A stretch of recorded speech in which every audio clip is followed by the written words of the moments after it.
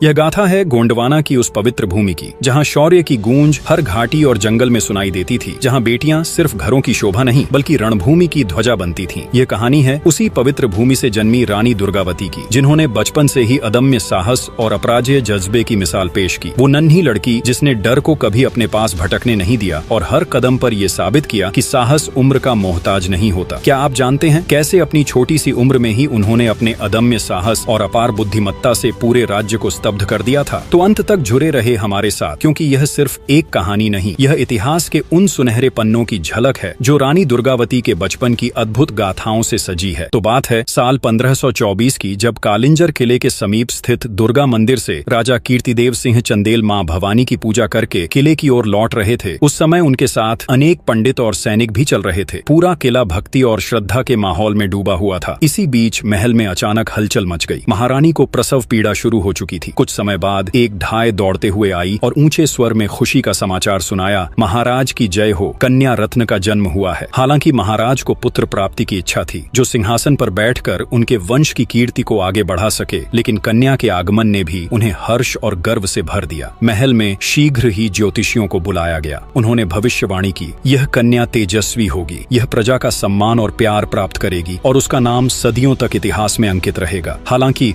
उसका जीवन सुख और दुख का अद्भुत मिश्रण रहेगा। तभी एक पंडित जो राजा के साथ मंदिर से लौटा था, उसने सुझाव दिया, महाराज, इस कन्या का जन्म पवित्र दुर्गा अष्टमी के दिन हुआ है, अतः इसका नाम दुर्गावती रखना उपयुक्त होगा। इस प्रकार 5 अक्टूबर 1524 को उत्तर प्रदेश के बांदा जिले के कालिंजर किले से इस वीरांगना की अद्भुत गाथा का प्रारंभ हुआ। दुर्गावती धीरे धीरे अपने माता पिता के स्नेह और मार्गदर्शन में बड़ी हो रही थी, लेकिन उस समय का कालखंड साधारण नहीं था। 1530 के आसपास कालिंजर के नजदीक वह समय था जब हिंदू राजाओं का आत्मसम्मान जैसे खो चुका था। अधिकांश राजा मुगलों के इशारों पर चलने लगे थे और साहस जैसे कहीं दफन सा हो गया था। ऐसे ही समय में दुर्गावती का बचपन कालिंजर की भूमि में खेलता हुआ बड़ा हो रहा था। उसकी किशोरावस्था में बहुत सी बहादुरी की कहानी है। ऐसे ही जब वह 10 वर्ष की नन्ही आयु में थी, एक शाम का समय था। बाजार में हलचल और चहल पहल थी। दुर्गावती अपने घुड़सवारी प्रशिक्षक के साथ बाजार घूमने निकली। जैसे ही वह अपने अश्व पर सवार होकर आगे बढ़ी, बाजार में भगदड़ मच गई। चारों ओर लोग चिल्ला रहे थे, बचो बचो। दुर्गावती ने देखा कि एक मदमस्त हाथी बेकाबू होकर दौड़ता हुआ आ रहा है। उसकी विशालता और उग्रता देखकर लोग भयभीत होकर भागने लगे। महावत ने हाथी को रोकने की भरपूर कोशिश की, लेकिन वह अंकुश की परवाह किए बिना और तेज दौड़ता गया। यह देख दुर्गावती के मन में उत्सुकता जागी। अपने अश्व को तेज करते हुए वह हाथी के पीछे बढ़ गई। जब महावत ने किसी तरह हाथी को रोक लिया और उसे जंजीर से बांधने की कोशिश करने लगा, तभी दुर्गावती ने अश्व से उतरकर महावत के पास जाकर कहा, चाचा, मैं इस हाथी पर सवारी करूंगी। तब महावत चौंक कर बोला, बिटिया, यह जंगली हाथी है, ये सवारी के योग्य नहीं है। मैं आपके लिए दूसरा हाथी लाता हूँ। दुर्गावती ने मुस्कुराते हुए उत्तर दिया, हाथी ही तो है, क्या यह हमारे इशारों पर नहीं चलेगा? मुझे इसे ही चलाना है। महावत ने लाख समझाने की कोशिश की, लेकिन दुर्गावती ने जिद नहीं छोड़ी। आखिरकार महावत ने हार मान ली। दुर्गावती ने निडर होकर हाथी के पास जाकर उसे बैठने का इशारा किया। यह देख सभी चकित रह गए कि हाथी, जो कुछ समय पहले तक उग्र था, दुर्गावती के सामने शांत हो गया। वह तुरंत बैठ गया और अपनी सूंड हिलाते हुए जैसे खुशी जाहिर कर रहा था। दुर्गावती बिना किसी भय के हाथी पर चढ़ गई। जैसे ही वह बैठी, हाथी खड़ा हो गया और मानो उसे सैर कराने निकला। वह मस्ती में सूंड हिलाता और बीच बीच में दुर्गावती के हाथों का स्पर्श करता। यह दृश्य देखकर बाजार में मौजूद लोग अवाक रह गए। महावत ने अंततः कहा, बिटिया, आप देवी हो, आपने इस उदंड हाथी को खिलौना बना दिया। दुर्गावती मुस्कुराई और बोली, हाथी हमारे सैनिक और देवता दोनों हैं, भला हमें इनसे क्या डर। तब लोगों ने उस दिन देखा कि जिस हाथी ने कुछ समय पहले बाजार में दहशत फैलाई थी, वही अब दुर्गावती के इशारों पर चल रहा था। यह नन्ही बालिका अपने साहस और शौर्य से सबके लिए प्रेरणा बन गई। बाजार में हर कोई एक ही बात कह रहा था, यह कोई साधारण बच्ची नहीं, यह साक्षात गजवाहिनी दुर्गा है। दुर्गावती चाहती थी यह घटना को प्रजा उनके पिता तक न पहुंचाए, किंतु कीर्ति तो कौमुदी है। जब चांद निकलता है तब चांदनी दिखाई दे ही देती है। महाराज कीर्तिदेव सिंह पुत्री की गाथा सुनकर बोले, दुर्गावती एक दिन देवी दुर्गा की जैसी ही पूजी जाएगी। इसके हर कार्य साहस से भरे होते हैं। ऐसे ही एक और बहादुरी का किस्सा है। एक शाम दुर्गावती दुर्गावती किले के प्रांगण में धनुष बाण का अभ्यास कर रही थी। आकाश में पक्षियों का झुंड उड़ रहा था और वातावरण शांत था। तभी उसने देखा कि एक बाज ने अचानक नीचे झपट्टा मारा और एक छोटे पक्षी को पकड़ने की कोशिश की। छोटा पक्षी तेजी से भागकर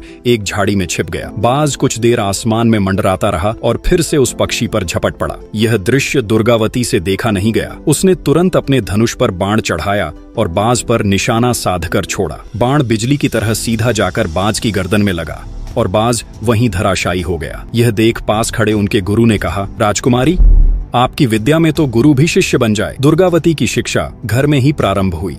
उनको पढ़ाने के लिए एक गुरुजी नियमित आते थे। भाषा, राजनीति, संस्कृत तथा अन्य उपयोगी शिक्षा प्रदान करते थे।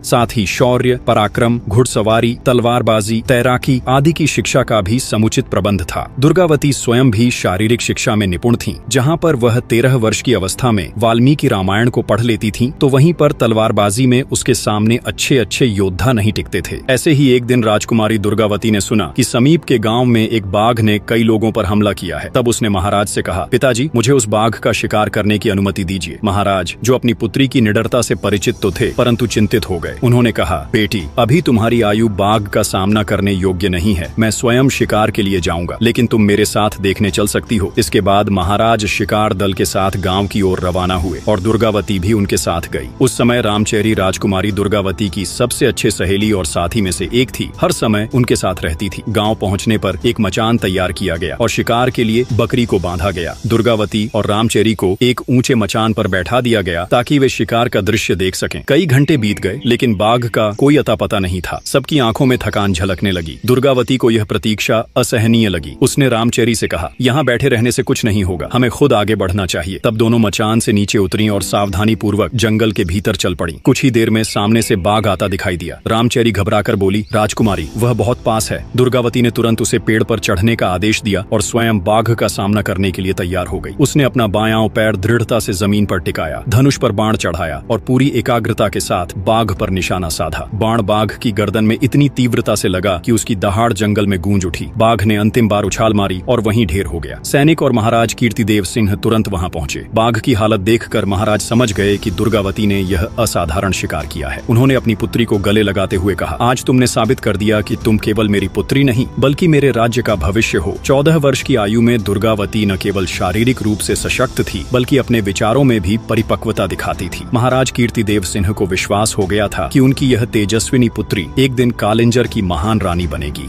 अब जैसे जैसे दुर्गावती बड़ी होती जा रही थी, वैसे वैसे महाराज कीर्तिदेव सिंह की चिंता बढ़ती जा रही थी। इतने उत्कृष्ट गुणों के बावजूद वह एक बेटी ही थी और महाराज को उसके लिए एक सुयोग्य राजा से विवाह करना ही होगा। लेकिन जैसे ही वह किसी सुयोग्य राजा के बारे में सोचते, उनका मन उदासी से भर जाता, क्योंकि बहुत सारे राजा अब मुगल में जा मिले थे। वह सोचते, क्या ऐसा कोई राजा है जो दुर्गावती के योग्य हो? इर्द गिर्द के राजाओं को देखकर महाराज कीर्तिदेव सिंह का मन बैठ जाता था। वह अक्सर इसी चिंता में रहते कि आखिर उनकी पुत्री के लिए योग्य वर कहाँ मिलेगा। इधर दुर्गावती अपनी ही धुन में रहती। वह कभी सैनिकों और अपनी सहेली रामचेरी के साथ शिकार खेलने निकल जाती, तो कभी अपने राज्य की सीमाओं का निरीक्षण करने। ऐसे ही एक दिन दुर्गावती ने अपने सैनिकों से सुना कि गढ़ा राज्य में बंदूकों का इस्तेमाल बहुत होता है और मुगल सेना के पास आग्नेयास्त्रों की भरमार है। तो बंदूक के प्रयोग देखने के लिए दुर्गावती के मन में बहुत जिज्ञासा उठी। वह कालिंजर और गढ़ा की सीमा में शिकार खेलने के उद्देश्य से अपनी छावनी जा पहुंची। उन दिनों दुर्गा पूजन का उत्सव चल रहा था। 2 कोस दूर पर मनियागढ़ नाम का एक पठार था, जिसके ऊपर एक बड़ा किला था। वहाँ एक बस्ती थी, एक राजमहल और एक भव्य मंदिर भी था। बस्ती में अधिकांश लोग गोंड जाति के थे। उस ऊंचे पत्थर पर चढ़कर चारों ओर का दृश्य देखना अत्यंत मनोरम लगता था। दुर्गा पूजा के अवसर पर गढ़ा के राजा भी मनियागढ़ में आते थे। दुर्गावती ने सोचा कि संभवतः इस मेले में बंदूकें भी मिलेंगी। इस विचार से उत्साहित होकर वह जंगल के रास्ते से कुछ सैनिकों और अपनी सहेली रामचेरी के साथ मनियागढ़ की ओर चल पड़ी। रास्ते में रामचेरी बोली, सुनने में आया है कि गढ़ा के राजा शेर का बहुत शिकार करते हैं और कामदेव की तरह लगते हैं। यह सुनकर दुर्गावती मुस्कुराई और बोली, तू मंदिर देखने जा रही है या राजा महाराजा देखने? ऐसे ही हंसी मजाक और बात करते करते दोनों मनियागढ़ के नजदीक पहुंच गए। जब रामचेरी और दुर्गावती मनियागढ़ पहुंचे तो वहां वे देखी कि यहाँ पर अधिकतर स्त्री पुरुष सांवले थे। काली होने के बावजूद महिलाएं अपने सुगठित शरीर से आकर्षक लगती थीं और ठिगने कद के पुरुष भी अपने पुष्ट शरीर से परिश्रमी प्रतीत होते थे। जीवन अपने सामान्य गति से चल रहा था, तभी अचानक वहाँ एक जोरदार कोलाहल मच गया। लोग घबराकर इधर उधर भागने लगे। कोई सामान समेट रहा था तो कोई अपने परिवार को सुरक्षित स्थान पर पहुंचाने की कोशिश कर रहा था। तभी रामचेरी ने चिल्लाकर दुर्गावती को चेतावनी दी, दुर्गावती, हथियार उठाओ, परीक्षा का समय आ गया है। ये सुनते ही दुर्गावती चौकन्नी हो गई। उसने तुरंत धनुष उठाया और प्रत्यंचा चढ़ा दी। बाण को साधते हुए उसने घाट की ओर देखा। दूर से सैनिकों की टुकड़ी तेजी से उनकी ओर बढ़ रही थी। घाट पर भगदड़ मची हुई थी और लोग गिरते पड़ते घाट से दूर जाने की कोशिश कर रहे थे। इसी बीच दुर्गावती की नजर घाट के एक किनारे पर पड़ी। वहाँ एक शेरनी खड़ी थी। उसके साथ उसके 2 छोटे शावक भी थे। दुर्गावती का हाथ एक पल के लिए ठिठक गया। उसने बाण नीचे कर लिया और रामचेरी से कहा, देखो माँ अपने बच्चों के साथ है, इसे क्यों मारें? आगे बेचारे शावकों का क्या होगा? कौन उनका पालन करेगा? रामचेरी ने डरते हुए कहा, अगर शेरनी छलांग लगाकर इस पार आ गई तो? अगर उसने हमला कर दिया तो? दुर्गावती ने शांत भाव से जवाब दिया, एक तरफ नदी गहरी और दूसरी तरफ घाट चौड़ा। वह अपने शावकों के साथ यहाँ तक नहीं आ पाएगी। माँ कभी अपने बच्चों की जान खतरे में नहीं डालेगी। हमें इन्हें छोड़ देना चाहिए। तब रामचेरी ने हल्के गुस्से से कहा, अगर यह सिंह होता तो क्या तब भी छोड़ देती? दुर्गावती ने मुस्कुराकर कहा, सिंह और शेरनी में फर्क होता है रामचेरी। माँ का हृदय बच्चों के लिए हमेशा कोमल होता है। इसे अकेला छोड़ देना ही उचित है। तभी इस बातचीत के बीच शेरनी अपने शावकों को लेकर पेड़ों के झुरमुट में गायब हो गई। तब तक सैनिक भी दुर्गावती के पास पहुंच चुके थे। दुर्गावती ने उनकी ओर देखा और उनके साथ अपने पड़ाव की ओर बढ़ गई। यह खबर जैसे ही महाराज कीर्तिदेव सिंह तक पहुंचा, वह तुरंत मनियाघर की ओर रवाना हो गए। इधर पड़ाव में दिन ढलते ही दुर्गावती और रामचेरी अपने कक्ष में विश्राम करने चली गईं। दोपहर की शेरनी और उसके बच्चे ने ऐसा माहौल बना दिया था कि नींद दूर दूर तक नजर नहीं आ रही थी। बाहर जंगल शांत था, लेकिन दुर्गावती का मन बेचैन था। रामचेरी, जो दुर्गावती के पास लेटी थी, अपनी चंचलता से बाज नहीं आई। उसने अपनी चुप्पी तोड़ी और कहा, राजकुमारी, किस गूढ़ विचार में डूबी हो? किस तत्व पर यह गंभीर मंथन चल रहा है? दुर्गावती ने खिड़की से बाहर जंगल की ओर देखते हुए कहा, मैं केन नदी की उस अद्भुत सुंदरता को याद कर रही हूँ। उसकी लहरें, उसकी ठंडक और वह शांतिपूर्ण प्रवाह, सब कुछ कितना दिव्य लगता है। तभी रामचेरी ने मुस्कुराते हुए बोली, शेरनी के वे दूधिया शावक, क्या वे तुम्हारे ख्यालों में नहीं है? कितने निश्चिंत और निडर होकर माँ के साथ उछल कूद कर रहे थे। सचमुच माँ तो भगवान होती है। और फिर कैसे वह शेरनी अपने शावकों को लेकर पेड़ों के झुरमुट में गायब हो गई। सोचो, क्या उन मासूम शावकों को पता होगा कि एक दिन वे ऐसे सिंह बनेंगे जिनकी एक दहाड़ से पूरा जंगल थर्रा जाएगा? शावकों को यह एहसास नहीं होगा कि वे एक दिन खतरनाक राजा बनने वाले हैं। यही तो है बचपन का सौंदर्य। हर खूंखार सिंह का भी एक दुलारा बचपन होता है। दुर्गावती ने हल्की झुंझलाहट के साथ कहा, तो तू जंगल में मुझे शिक्षा देने आई है क्या? तभी रामचेरी बोली, तो क्या कोई गंभीर योजना बना रही हो राजकुमारी, अपने आने वाली भविष्य का, जो मेरी बातें बुरी लग रही है? दुर्गावती ने उसकी ओर गहरी नजर से देखा और कहा, चुप हो जाएगी या कुछ और बोलने का इरादा है? तब रामचेरी ने गंभीर होकर जवाब दिया, ओह, क्या अब इस पड़ाव में चुप्पी का कोई नया नियम लागू हो चुका है जिसका मुझे अभी तक पता नहीं है? दुर्गावती उसकी बातों को अनसुना कर खिड़की से बाहर झांकती रही। फिर कुछ क्षण बाद उसने धीरे से कहा, रामचेरी, पिताजी नाराज हैं। रामचेरी ने चौंकते हुए पूछा, महाराज, आखिर क्यों नाराज हैं? तुमसे कोई गलती हो गई है क्या?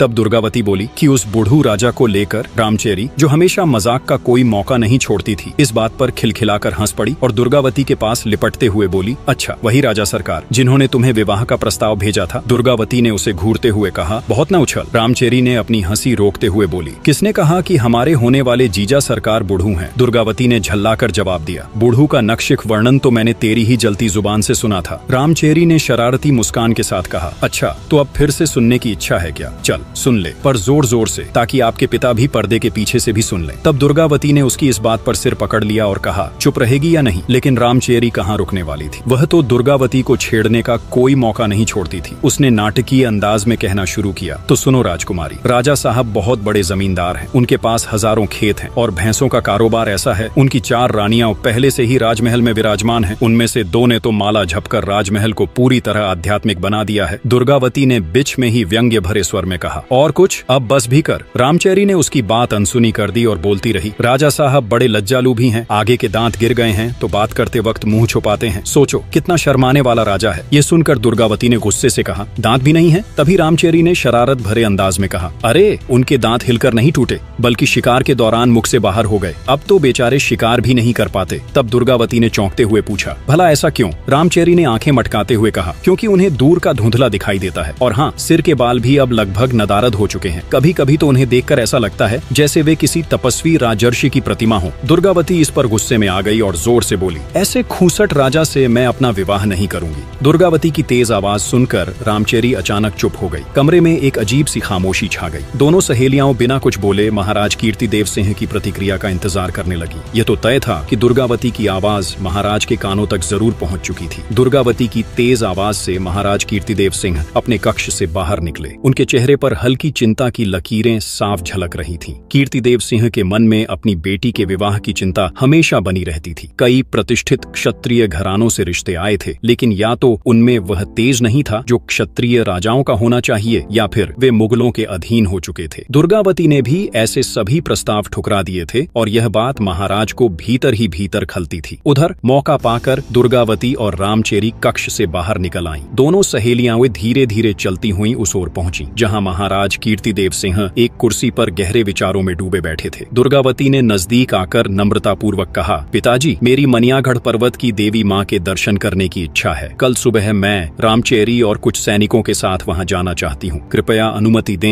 ये सुन महाराज ने कहा, सुनने में आया है कि गढ़ा के राजा दलपति शाह खुद प्रजा की रक्षा के लिए सिंह का वध करने वहाँ आने वाले हैं। यदि संभव हुआ तो मैं भी देवी माँ के दर्शन करने आऊंगा। रामचेरी, जो अब तक चुपचाप खड़ी थी, अब बोल पड़ी, महाराज, क्या गढ़ा के राजा दलपति शाह क्षत्रिय नहीं है? महाराज ने ठहर कर जवाब दिया, उनके आचरण तो क्षत्रियों जैसे ही हैं, और हाँ, कई लोग उन्हें क्षत्रिय मानते भी हैं। जिनके हाथ का छुआ पानी ब्राह्मण पी लेता है, उसे हम क्षत्रिय मानते हैं। उनके यहाँ ब्राह्मण भोजन करते हैं तो उनके क्षत्रिय होने पर कोई संदेह नहीं करता, लेकिन हाँ, उतने चोखे क्षत्रिय नहीं हैं जितने करचुली हैं। मैं यहाँ बता दूं, कलचुरी राजवंश के लोग मालवा के आसपास रहते थे। रामचेरी ने मुस्कुराते हुए बोली, महाराज, वैसे आप तो बहुत चोखे क्षत्रिय हैं। फिर वह दुर्गावती की ओर देखने लगी, मानो उससे सहमति चाह रही हो। तभी दुर्गावती ने गंभीर होते हुए कही, हमारे गुरुजी ने एक बार बताया था कि क्षत्रिय जाति नहीं, धर्म होता है। वे बोले थे कि जो आपत्ति से रक्षा करे वही क्षत्रिय है, किंतु मेरा तो मानना यह है कि जो स्वाभिमानी हो और देश की रक्षा में सक्षम हो वही सच्चा क्षत्रिय है। तब दुर्गावती की इस बात ने उनके पिता महाराज कीर्तिदेव सिंह को सोचने पर मजबूर कर दिया। कुछ पल चुप रहकर उन्होंने कहा, बेटी, क्षत्रिय की व्याख्या करना अपनी जगह है, लेकिन बिरादरी में किसी को क्षत्रिय मानना अलग बात है। फिलहाल दलपति शाह के बारे में मुझे संपूर्ण जानकारी नहीं है। छोड़ो ये सब, तुम कल देवी दर्शन के लिए तैयारी करो। रात का भोजन समाप्त होने के बाद दुर्गावती अपने कक्ष में लौट आई। रामचेरी भी उसके साथ थी। दासियों को बाहर भेजकर दुर्गावती ने कहा, रामचेरी, तू ये बता, दलपति शाह के बारे में यह कैसे तय होगा कि वे क्षत्रिय हैं या नहीं? उनका आचरण तो क्षत्रियों जैसा ही लगता है। रामचेरी ने चादर खींचते हुए जवाब दिया, तू बेवजह मत सोच, वरना नींद नहीं आएगी। कल मनियागढ़ में ढेरों लोग आएंगे, पंडित, भाट और विरुद्धावली बखानने वाले लोग भी होंगे। मैं सब हालचाल पता कर लूंगी, तू अभी सो जा। जंगल में नींद भले न आए, लेकिन न सोने से तेज घटता है। कल सीधी पहाड़ी चढ़नी है, केन नदी में नहाना है, माँ भवानी का अभिषेक करना है और उन सब लोगों से भेंट करनी है जो गढ़ा राज्य के हाल जानते हैं। ये सुनकर दुर्गावती ने राहत महसूस की और सोने का प्रयास करने लगी। जब सुबह हुआ तब दुर्गावती ने आंखें खोली तो कानों में पक्षियों का सुमधुर संगीत गूंजने लगा। हल्का हल्का प्रकाश कक्ष में आ रहा था और दूर कहीं पेड़ों के झुनझुने बजते प्रतीत हो रहे थे। वह उठकर बैठ गई और देखा कि रामचेरी अभी भी चादर में मुंह छुपाए गहरी नींद में खर्राटे भर रही थी। फिर दुर्गावती ने माँ भवानी की प्रतिमा को प्रणाम करते हुए उनके चरणों को छुआ और अपने हाथ को ऊपर किए, मानो सूर्य की पहली किरणों को अपने भीतर समेट रही हो। तब कुछ देर बाद दुर्गावती सोती हुई रामचेरी को आवाज दी, उठो रामचेरी, बाहर देखो, आकाश में जैसे कोई चित्रकार सूरज का चित्र बना रहा हो। लाल रंग भर दिया है अभी और सूरज ऊपर उठकर जैसे ही सबके सामने प्रकट होगा, ऐसा लगेगा जैसे किसी प्रदर्शनी में चित्र रखा गया हो। यह सब हो इससे पहले इसे देख लो। रामचेरी अधनींद में कुनमुनाई और बोली, क्या बात है, अभी ही क्यों उठा रही हो? फिर वह झटपट उठी, आंखें मलते हुए बाहर निकली और सूर्य देव को प्रणाम किया। कुछ देर आकाश को निहारने के बाद बोली, आज बड़ी देर तक सोती रह गई, मैं जाग क्यों नहीं पाई? इन दिनों जो सपने तेरी आंखों में आने चाहिए वे मेरी आंखों में आते हैं। पता नहीं क्यों रात भर सपने में तरह तरह के क्षत्रियों की खोज करती रहती हूँ। दुर्गावती ने मुस्कुराते हुए कहा, बस बस, ज्यादा होशियार मत बन, वैसे ही देर हो चुकी है, हमें देवी माँ की पूजा करने जाना है, जल्दी तैयार हो जाओ। सुप्रभात की इस पावन बेला में दोनों सहेलियां सैनिकों के साथ पूजन सामग्री इकट्ठा करके दुर्गा माँ के मंदिर की ओर रवाना हो गई। सूर्य की किरणें धीरे धीरे तेज हो रही थीं। रास्ते में प्राचीन पर्वत की कठिन चढ़ाई को ध्यान में रखकर दल आगे बढ़ा। कुछ दूर चलने के बाद वे एक शीतल जलकुंड के पास पहुंचे। वहां सभी ने थोड़ा सुस्ताने का निर्णय लिया। दुर्गावती ने पानी से हाथ मुंह धोया और 2 चुल्लू जल पिया। जब दल आगे बढ़ा तो एक छोटे से मंदिर पर उनकी नजर पड़ी। वहां लोग भक्ति में डूबे हुए काली माँ के गीत गा रहे थे। जलते हुए खप्पर की रोशनी में कई भक्तगण नृत्य कर रहे थे। यह दृश्य देखकर दुर्गावती का मन श्रद्धा से भर गया। थोड़ी और यात्रा करने के बाद आखिरकार दुर्गा देवी का भव्य मंदिर दिखाई दिया। दुर्गा माँ की विशाल प्रतिमा, जिसकी 8 भुजाएं शस्त्रों से सुसज्जित थीं, प्रतिमा के चरणों में वध किया हुआ महिषासुर ऐसा प्रतीत हो रहा था मानो माँ मुस्कुराकर सबको आशीर्वाद दे रही हो। मंदिर के प्रांगण में दुर्गावती की उपस्थिति ने एक अलग ही आभा शोभा बिखेर दी थी। एक ओर मां अष्टभुजा की मूर्ति का तेज तो वहीं दूसरी ओर दुर्गावती के व्यक्तित्व का सौंदर्य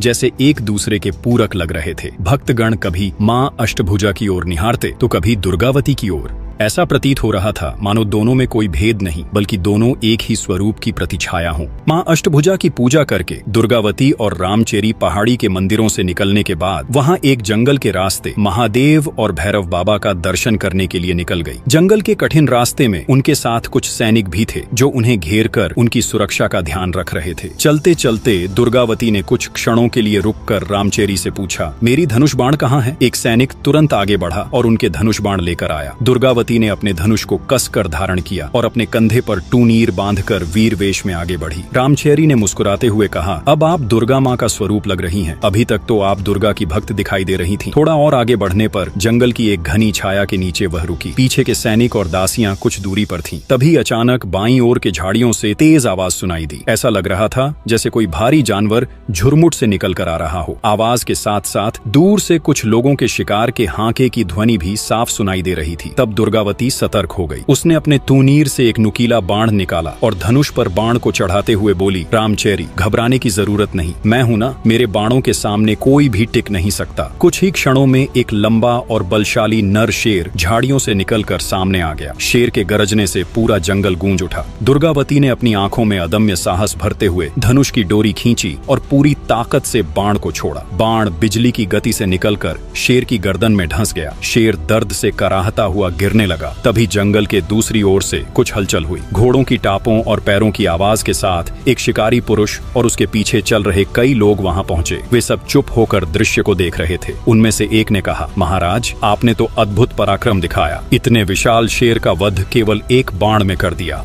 शिकारी पुरुष, जो स्पष्ट रूप से उनके समूह का नेता प्रतीत दिखाई दे रहा था, वह शेर के समीप गया। उसने ध्यान से देखा कि शेर की गर्दन में 2 बाण धंसे हुए थे। उसने गहरी सांस ली और कहा, पर मैंने तो केवल एक ही बाण चलाया था, यह दूसरा बाण और किसने चलाया? उसी समय उसकी नजर एक युवती पर पड़ी जो धनुष खींचे तैयार खड़ी थी। उसका तेजस्वी रूप को देखकर वह कुछ क्षण स्तब्ध रह गया। फिर बोला, देवी, आपने तो अद्भुत कौशल दिखाया है। मेरे बाण से यह शेर मर नहीं सकता था। इसका सारा श्रेय आपके साहस को जाता है। कृपया अपना परिचय दें। दुर्गावती ने उसकी ओर गहरी नजरों से देखा और कहा, पहले आप अपना परिचय दीजिए। कौन हैं आप जो इस जंगल में शिकार कर रहे हैं? पुरुष ने विनम्रता से सिर झुकाया और कहा, देवी, मैं गोंडवाना का सेवक दलपति शाह हूँ। दुर्गावती ने उसकी बात सुनकर हल्का सा मुस्कुराते हुए कही, अच्छा, तो आप यहाँ के महाराज हैं, फिर इस बात को छिपा क्यों रहे हैं? दलपति शाह ने सिर झुकाते हुए कहा, क्षमा करें देवी, मैं स्वयं को हमेशा अपनी प्रजा का सेवक मानता हूँ। राजपद मेरे लिए केवल एक उत्तरदायित्व है। क्या मैं आपका परिचय जानने का सौभाग्य प्राप्त कर सकता हूँ? दुर्गावती ने गर्व भरे स्वर में उत्तर दिया, मैं कालिंजर के महाराज कीर्तिदेव सिंह की पुत्री हूँ। लोग मुझे दुर्गावती के नाम से जानते हैं। मैं यहाँ मां दुर्गा की पूजा के लिए आई थी। आपने शेर का वध करके